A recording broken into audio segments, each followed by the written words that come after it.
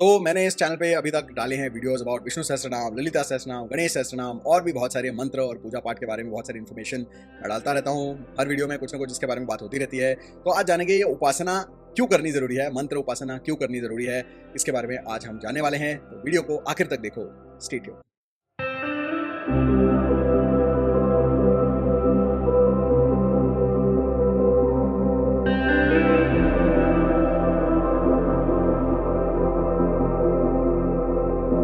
तो सबसे पहले मंत्र क्या होता है? मंत्र का मतलब होता है मनना त्रायते इति मंत्रः। तो जिसके मनन से मन तर जाता है उसको मंत्र कहते हैं। मन को ऊपर उठाने वाला, मन को अलग आकार में ढालने वाला जो है वो होता है मंत्र। तो ऐसा समझो कि हमारे जो ऋषि थे, एंशिएंट साइंटिस्ट थे, उन्होंने जो है ये ढूंढ निकाला कि जो अलग अलग ध्वनि होते हैं, कंपन होते हैं, इससे कहीं ना कहीं हमारे मन की अवस्था पे जो है अलग अलग परिणाम होते हैं, अच्छे और बुरे। तो उन्होंने इस मंत्र शास्त्र का जो है विकास किया, इसके ऊपर उन्होंने बहुत सारा रिसर्च किया और फिर उन्होंने ये मंत्र डेवलप किए अलग अलग, और उसके फॉर्मेट्स बनाए, अलग अलग मीटर्स बनाए, और इस बेसिस पे अलग अलग मंत्रों का जो है उन्होंने निर्माण किया, रचना की और हमें दिया। तो ये जो मंत्र होते हैं ये बेसिकली क्या करते हैं, हमारे जो मन की अवस्था है, आकार है, उसको ऑल्टर करते हैं मंत्र।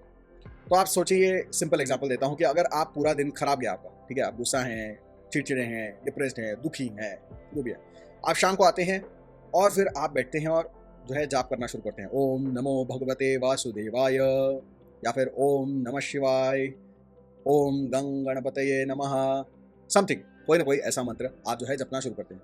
और एक माला जो है उसकी होते होते होते होते आप देखते हैं कि आपका जो मन गिरा हुआ था, मतलब मन की अवस्था बिल्कुल खुश हो गई थी, तो धीरे धीरे आपका मन फिर से प्रफुल्लित हो जाता है, फिर से धीरे धीरे आपके मन में एक शक्ति सी आने लगती है, थोड़ा सा आपका जो मन है पहले से स्थिर हो जाता है, बेटर हो जाता है। यह अनुभव आपको लेना चाहिए कभी ना कभी। जब आपको बहुत स्ट्रेस लगेगा, बहुत दुखी लगेगा, बहुत होपलेस लगेगा, बहुत ही जो है आपका मन एकदम खाली खाली सा लगेगा, गिरा गिरा सा लगेगा, तो आपको जो है उस वक्त बैठ के मंत्र उपासना करने की कोशिश करनी चाहिए। और आप देखेंगे कि आपको ऐसा लगेगा मानो आपके मन का जो रेडियो चैनल है उसको ट्यून कर दिया हमने, या जैसे आपने अगर गिटार या वायलिन बजाई होगी, उसकी जो तार होती है वो बार बार जो है बेसुरी हो जाती है, तो उस तार को टाइटन करना पड़ता है, उसको सुर में लाना पड़ता है। तो उसी तरीके से आपका जो मन है, आप समझिए कि आपका मन एक गिटार है, एक वायलिन है, और उसकी जो तार है वो है विचार। तो उन मन और विचारों की जो सारी लय तार जो है वो सारी खिंच जाती है, कभी ढीली पड़ जाती है, और उसके वजह से सारे सुर बेसुर होते रहते हैं, है ना, सुर असुर। तो असुर कौन है?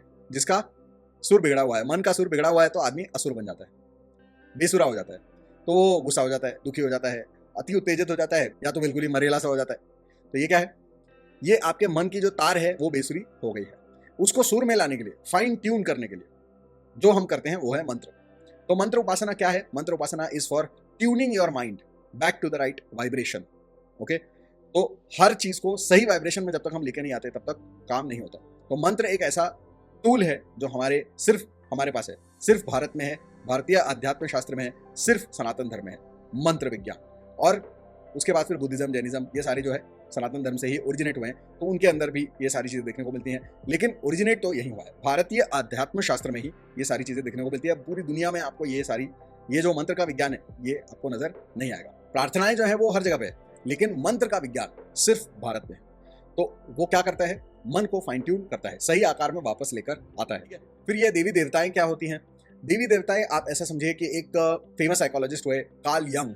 तो कार्ल यंग ने ऐसा कहा कि अलग अलग आर्केटाइप्स होते हैं। आर्केटाइप्स उन्होंने कहा कि अलग अलग कुछ पर्सनालिटीज उन्होंने दिए कि एक ऐसा होता है, एक वैसा होता है, अलग अलग पर्सनालिटीज के उन्होंने डिस्क्रिप्शंस दिए, उनको उन्होंने बोला आर्केटाइप्स। और उन्होंने ये कहा कि पूरी दुनिया में ये जो हैं 10, 12, 14 उन्होंने जो बताए थे, उतने ही आर्केटाइप्स के लोग आपको मिलेंगे, इसके बाहर आपको नहीं मिलेंगे। तो आप ऐसा समझिए कि कहीं ना कहीं अगर हम उसके पैरेलल्स थोड़ा सा यहाँ पर ड्रॉ करते हैं और समझने की कोशिश करते हैं, तो ये जो देवी देवता हैं वो हैं आर्केटाइप्स, यानी कि हमारे मन के आर्केटाइप्स हैं। मन का आकार जो है वो है, यानी देवता वो आकार हैं जिसमें हम हमारे मन को ढालना चाहते हैं। यानी कि ऐसा नहीं कि उनका सिर्फ फिजिकल रूप, उनके पीछे की जो कहानियां हैं, जो उनका इतिहास है, जो उनका सिग्निफिकेंस बताया गया है हमें शास्त्रों में, उसके साथ हम हमारा मन जो है एसोसिएट करना चाहते हैं। जैसे कि हनुमान जी शक्तिशाली हैं, बलशाली हैं, वो कभी भी आपको मोटे और जो है आउट ऑफ शेप नजर नहीं आएंगे। वो हमेशा बलवान, बलिष्ठ, ओजस्वी, ऊर्ध्वरेता, ब्रह्मचारी और जो है वायुपुत्र, अलग अलग आपको उनके जो है क्वालिटीज देखने को पढ़ने को मिलेंगे। तो ये जो सारी क्वालिटीज हैं उनसे एसोसिएट करने के लिए और हमारा मन उसमें ढालने के लिए, उस आकार में ढालने के लिए, उन क्वालिटीज के साथ ढालने के लिए जो है हम हनुमान जी की उपासना करते हैं। और आप देखेंगे कि ज्यादातर जो है हमारे देश में जो पहलवान होते हैं, बॉडी बिल्डर्स होते हैं, वही सबसे ज्यादा हनुमान जी की उपासना करते हैं, क्योंकि वो भी ब्रह्मचारी रहते हैं, वो भी खुराक ऐसी खाते हैं जैसे कहा जाता है कि हनुमान जी की खुराक थी। तो हनुमान जी क्यों? क्योंकि उनसे वो प्रेरणा लेते हैं, वैसा उनका मन बन जाता है, डिसिप्लिन्ड हो जाते हैं, वो जो है समर्पण भाव से अपना वो काम करते रहते हैं। क्योंकि पहलवानी करना, बॉडी बिल्डिंग करना कोई आसान काम नहीं है, जो है घंटों घंटों सालों साल जो है मशक्कत करनी पड़ती है, तब जाके शरीर जो है उस आकार में ढल पाता है। उसके लिए चाहिए बहुत सारा डिसिप्लिन, और वो जो है वो हनुमान जी से आपको देखने को मिलता है कि हनुमान जी बिल्कुल जो है राम जी के सामने बैठे हुए हैं और अपने काम में वो उत्तम तरीके से लगे हुए हैं। अगर हम देखते हैं पहलवानों का अखाड़ा, तो वहाँ पे आपको हनुमान जी ही नजर आएंगे, वहाँ पे आपको कभी भी जो है गणेश जी नजर नहीं आएंगे। हालांकि गणेश जी जो है बुद्धि की देवता है, कला की देवता है और बहुत सारी और चीज़ों की देवता है, लेकिन क्योंकि वो दिखने में पहलवानों जैसे नजर नहीं आते, क्योंकि उनके अंदर पहलवानों वाली कोई क्वालिटीज़ हमको नजर नहीं आती हैं, इसलिए वो पहलवानों द्वारा पूजे नहीं जाते। अगर आप व्यापार की जगह जाते हैं तो व्यापार की जगह पे आपको जो है श्मशान काली या श्मशान तारा, इनके आपको जो है तस्वीरें नजर नहीं आएंगी। व्यापार के स्थल पे आपको लक्ष्मी जी की ही तस्वीर नजर आएगी, या कुबेर जी की जो है तस्वीर नजर आएगी, या गणेश जी की नजर आएगी। क्यों? क्योंकि प्रोफेशन वैसा है, हम हमारे मन को वैसे ढालना चाहते हैं। और जो मंत्र शास्त्र है वो इसी तरीके से इन देवी देवताओं के प्रतीकों को बनाता भी है, और उस हिसाब से वो जो ध्वनि कंपन है उनको अरेंज करके एक श्लोक या स्तोत्र या मंत्र बनाता भी है, कंपोज करता है। और इसीलिए जब हम उन मंत्रों का बार बार रिपीटेशन करते हैं, उच्चारण करते हैं, तो हमारा मन भी उस आकार में ढल जाता है, और इसीलिए हमें वो रिजल्ट प्राप्त होते हैं जो हम चाहते हैं। मेरे पिछले वीडियो में आपने सुना होगा कि कैसे ग्रह जो होते हैं वो भी हमारे मन की अलग अलग अवस्थाओं को दर्शाते हैं, कैसे चक्र भी जो है वो हमारी मन की ही अलग अलग अवस्थाएं हैं, कैसे पंच महाभूत भी हमारे मन की अलग अलग अवस्थाएं हैं, कैसे पंचकोश और पंचदेह जो हैं वो भी हमारे मन की ही अलग अलग अवस्थाएं हैं। तो बिल्कुल उसी तरीके से ये जो देवी देवताएं हैं ये भी कहीं ना कहीं ये हमारे अंदर जो मन है, चैतन्य है, कॉन्शियसनेस है, उसी के अलग अलग आकार और अलग अलग शक्तियाँ और खूबियाँ उसके अंदर आपको डिपेक्ट की जाती हैं, और उसके हिसाब से ही मंत्र बनाए जाते हैं। और उन देवी देवताओं पे ध्यान करते हुए, उनके बारे में सोचते हुए, चिंतन करते हुए हम उन मंत्रों का जाप करते हैं, स्तोत्र का पाठ करते हैं, तो इसके वजह से हमारा मन जो है एक अलग अवस्था में चला जाता है, और वो जो अवस्था है हमारे मन की वो हमें दिलवाती है वो चीज़ जो हम चाहते हैं। तो इसके पीछे एक बहुत गहरा मनोविज्ञान है, मंत्रों के पीछे एक बहुत गहरा मनोविज्ञान है। तो आप ऐसा समझिए कि ये जो है मंत्र उपासना एक फाइन ट्यूनिंग एक्सरसाइज है, तो रोज उसको सुर में लेके आना है। ये एक रियाज है, ऊर्जा के स्तर पे एक रियाज कर रहे हैं हम, एक मन के स्तर पे हम रियाज कर रहे हैं, ताकि हमारा मन बेसुरा ना हो, ताकि हमारी वाइब्रेशन बेसुरी ना हो, ताकि हमारी एनर्जी बेसुरी ना हो। उसको सुर में लाने के लिए रोज उपासना करना जरूरी है, मंत्र उपासना करना जरूरी है। रोज जैसे हम खाना खाते हैं, रोज जैसे हम नहाते हैं, तो बिल्कुल उसी तरीके से रोज उपासना करना जरूरी है। उपासना, मंत्र उपासना जो है वो रोज आप ऐसा समझिए कि आपका स्पिरिचुअल फूड है, स्पिरिचुअल वाटर है और स्पिरिचुअल बात है। तो उपासना करने से जो भी मन में मैल रोज इकट्ठा होता है वो साफ हो जाता है। मन की अवस्था जो रोज गिरती है, डगमगाती है, आउट ऑफ ट्यून होती है, वो वापस ट्यून में आ जाती है।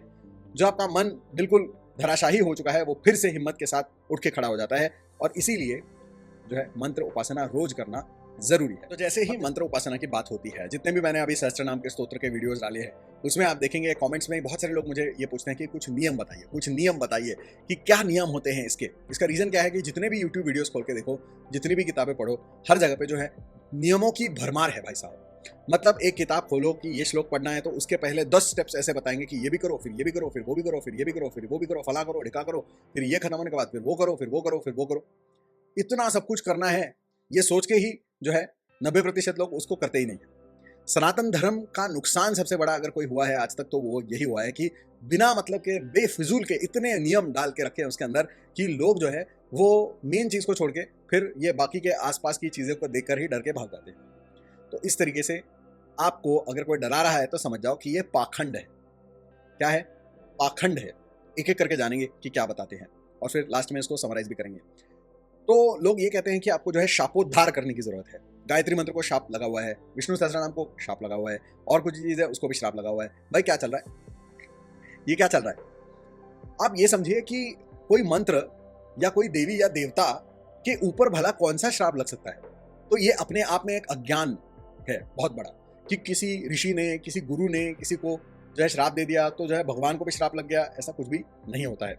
आप ये समझिए कि ये ऊर्जा है, प्रकृति है, यूनिवर्स है, शक्ति है, इसके ऊपर कोई नहीं होता है। कोई ऋषि, कोई भी आके किसी को श्राप नहीं दे सकता, और मंत्रों को तो कोई श्राप दे ही नहीं सकता है।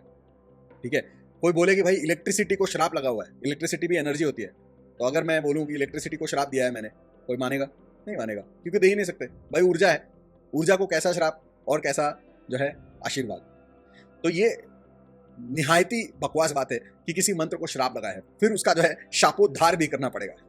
भाई जिस मंत्र का शापोद्धार तुमको करना पड़ेगा, वो मंत्र तुम्हारा उद्धार कैसे करेगा?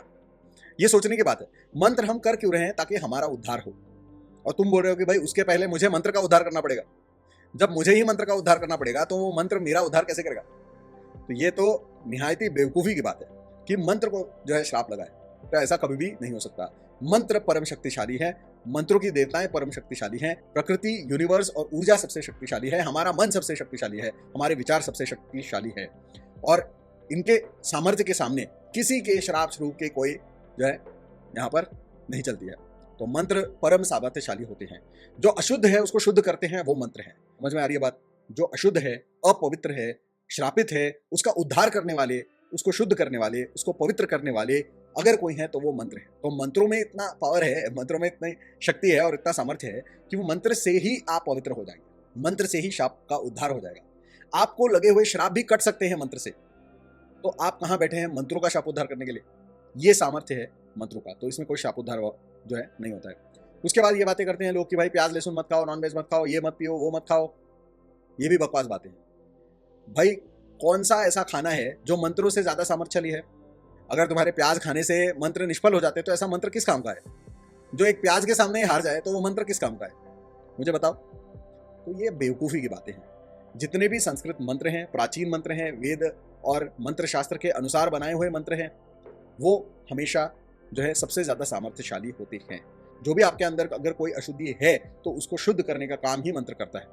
मंत्र एक स्नान की तरह है, जैसा मैंने पहले कहा कि मंत्र जो है एक दवाई है, एक स्नान की तरह है जो आप कर रहे हैं। तो आप अगर ये कह रहे हैं कि फला अगर चीज़ खाओ तो उस दिन आप मंत्र का जो है जाप मत करो, स्तोत्र का पाठ मत करो, ये ऐसा कहने जैसा है कि अगर तुम कीचड़ में सने हो तो उस दिन नहाना मत, अगर तुम बीमार हो तो दवाई मत लेना, जिस दिन ठीक हो जाओ उसके बाद दवाई लेना बेटा। ये कैसा लॉजिक है भाई? ये कैसा लॉजिक है? तो जिसको अपवित्रता है, अशुद्धि है, कुछ गलत है भी, तो उसको ही तो मंत्र बताएंगे हम। जिसके मन में प्रॉब्लम है, जिसके शरीर में प्रॉब्लम है, जिसके जीवन में कोई प्रॉब्लम है, उसी को तो मंत्र बताएंगे। तो ये मंत्र का सामर्थ्य है और मंत्र का काम है कि वो आपको शुद्ध करे, पवित्र करे और आपको सफल बनाए, ऊपर लेकर जाए। कोई ऐसा माई का लाल नहीं है जो मंत्र को श्राप दे सके, और कोई ऐसा खाना नहीं है जो मंत्र के सामर्थ्य को काट सके। ये समझ लो बात, ठीक है? मंत्र परम सामर्थ्यशाली होते हैं। यहाँ पर मैं असली मंत्रों की बात कर रहा हूँ। आजकल जो है ये जय काली, कलकत्ते वाली, और फिर वो जो है अलग अलग जो शाबर मंत्र के नाम पे तरह तरह के फ्रॉड मंत्र आ गए हैं, उनकी बात मैं नहीं कर रहा हूँ। मंत्र वो होते हैं जो संस्कृत में होते हैं, क्योंकि जो मंत्र शास्त्र है वो पूरा का पूरा संस्कृत पे ही आधारित होता है। तो इसीलिए संस्कृत में जो है वही मंत्र हैं और वही मंत्र शास्त्र है। तो वो जो मंत्र होते हैं जो प्राचीन हैं, जो मंत्र शास्त्र के मीटर्स में हैं और संस्कृत में है, वही मंत्र होते हैं। तो वो सब परम सामर्थ्यशाली होते हैं। उनके ऊपर ना कोई श्राप लगता है, ना कोई खाना उनको पराभूत कर सकता है। लोग ये सारी चीज़ें आपके दिमाग में वहम डालने के लिए करते हैं ताकि आप अपने आप बैठ के जो है उपासना भी ना करो। और फिर उपासना ना करो तो तुम क्या करो? फिर वो बोलते हैं कि हम गुरु हैं, हम शक्तिपात दीक्षा करेंगे, हम हाथ रखेंगे, अंगूठा लगाएंगे, तुम्हारी कुंडलिनी जाग जाएगी और तुम सब कुछ कर लोगे। भाई कैसे कर लोगे? कोई कुंडलिनी शक्ति को जागृत करने के लिए आदमी की जरूरत नहीं है। पहली बात तो कुंडलिनी शक्ति तुम्हारे अंदर जागृत नहीं होगी तो तुम जीवित ही नहीं होगे। ना तुम सुन सकते हो, ना देख सकते हो, ना कोई काम कर सकते हो।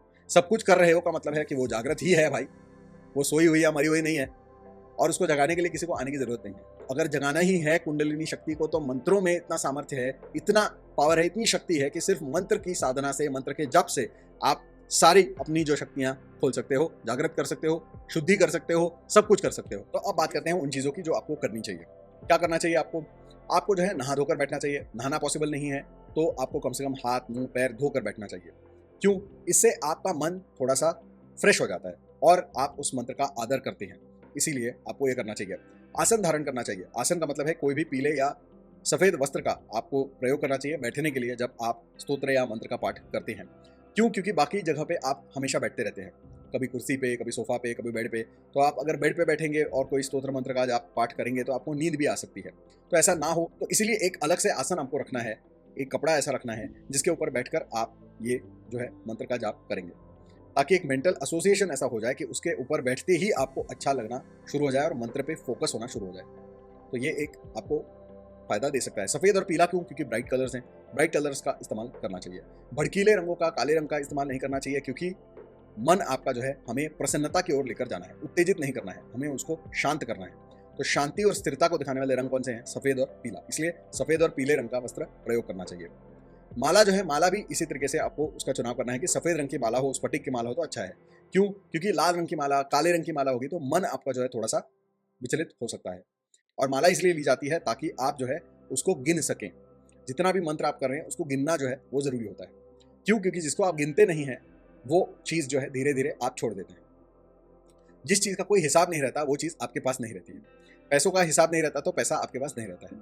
रिश्तों में अगर आप जो है व्यवहार और हिसाब ठीक से नहीं रखोगे तो रिश्ते खत्म हो जाते हैं। बिल्कुल उसी तरीके से अगर आप मंत्र का हिसाब नहीं रखोगे तो धीरे धीरे आपको ये समझ में नहीं आएगा कि कितना मंत्र हुआ है और कितना रिजल्ट आया, कितना नहीं आया, कुछ भी समझ में नहीं आएगा। तो हर चीज का हिसाब होना जरूरी है। वक्त का हिसाब नहीं रखोगे तो टाइम वेस्ट होना शुरू हो जाएगा। तो जिस भी चीज का हिसाब नहीं होता है वो चीज वेस्ट हो जाती है। तो उसी लॉजिक से मंत्र का अगर हिसाब नहीं रखोगे, काउंट नहीं रखोगे तो वो मंत्र वेस्ट हो जाएगा। तो पता होना चाहिए कि रोज कितनी मालाएं करते हो, यानी कि 108 जो मणि होते हैं उसकी माला होती है, उसके कितने राउंड्स करते हो, इसका एक हिसाब होना जरूरी है। तो एक काउंट होना चाहिए कि कितना मंत्र आपने जपा है। बाकी अगर श्लोक और स्तोत्र और सहस्त्रनाम स्तोत्र और ये सारी चीजें बात करें तो उसमें तो माला की भी जरूरत नहीं होती है।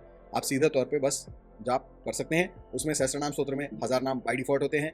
तो बाय डिफॉल्ट अगर आप सहस्त्रनाम स्तोत्र पढ़ रहे हैं तो बाय डिफॉल्ट आप समझ सकते हैं कि वहां पर आपने 10 मालाएं इक्विवेलेंट जाप जो है वो हो गया आपका, क्योंकि उसमें 1000 नाम।